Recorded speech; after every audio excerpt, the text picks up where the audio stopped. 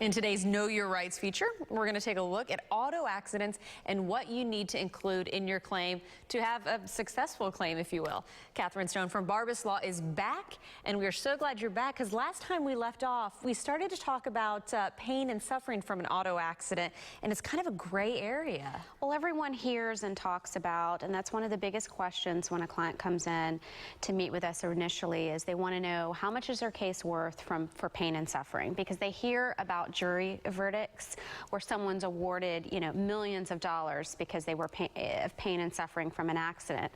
And one of the biggest things that I tell clients is, look, we need to focus on the initial elements of your claim.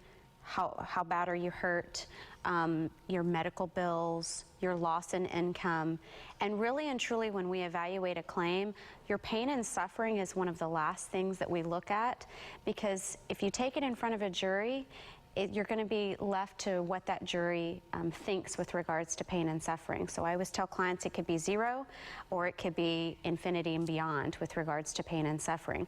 It's there to compensate someone for everything that they have gone through. Unlike workers' compensation, where you cannot get pain and suffering, you can in a personal injury suit such as an auto accident. But it's really based on something that's not tangible, whereas like loss of income is, right? Correct. So your medical bills is very tangible. The jury sees that. Your loss in income, that's quantitative. We can show the jury the numbers and put a number on that. With regards to future medical bills, future loss in wages, those are all numbers that we can put up in front of the jury and show them. Really and truly, pain and suffering is a total subjective element with regards to the case, but that's where we come in and try and tell the story of how this accident has affected this individual and their life and their family, which we use to support that pain and suffering. So what advice would you have if someone's watching out there that says, I'm still dealing with pain from this auto accident, I don't have any more medical bills, I'm back to work, but my life's just not been the same? What should they do? I would suggest, give us a call, because if you haven't done anything, but like you said, you had medical bills, you had loss in wages, and you haven't settled with the other driver's insurance company, then I would definitely suggest that, come, sit down, let us take a look at it, and let us see if there's anything else that may potentially be available to you.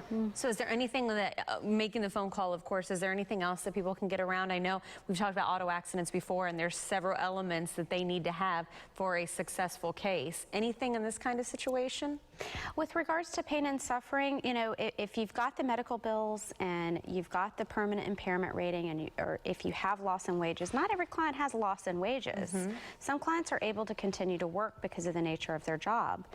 And property damage is also a portion of the claim if that hasn't already been resolved.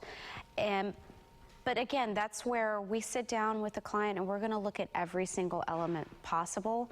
We're not going to skip any of those elements, and we're going to go through each one of those with you to make sure you understand how or why you may have a claim based upon that element. It's that individual attention that you guys are able to provide that really makes you successful. So, as always, we appreciate your thoughts. Thank you very much, Catherine. And if you have any more questions for Catherine or any of the wonderful folks at Barbas Law, just give them a call, 1-800-BARBAS-LAW, or go to barbaslaw.com/knowyourrights.